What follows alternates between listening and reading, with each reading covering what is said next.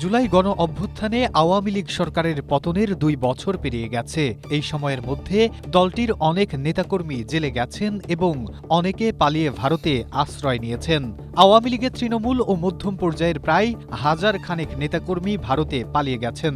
এর মধ্যে দলটির প্রেসিডিয়াম সদস্য, সাবেক সংসদ সদস্য বা বিভিন্ন সহযোগী সংগঠনের শীর্ষ নেতৃত্বের অন্তত ৭০ জন কলকাতায় রয়েছেন। আবার অনেকে অর্থের বিনিময়ে ইউরোপ, আমেরিকা এবং দক্ষিণ পূর্ব এশিয়ার দেশে চলে গেছেন। আওয়ামী লীগ নেতাকর্মীদের পাশাপাশি পুলিশেরও নানা পদমর্যাদার প্রায় ৪০ জন কর্মকর্তা ভারতে পালিয়েছেন। তাদের অনেকেই এখন সেখানে মানবেতর জীবন পার করছেন।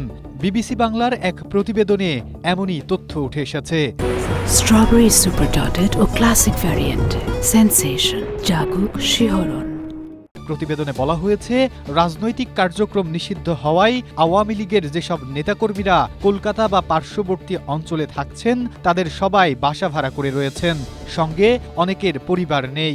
আবার কয়েকজন মিলে একটা বাসা ভাড়া নিয়ে আছেন। তাদের দাবি, আত্মীয় স্বজন বা বন্ধুদের মাধ্যমে তারা অর্থ সাহায্য পেয়ে থাকেন।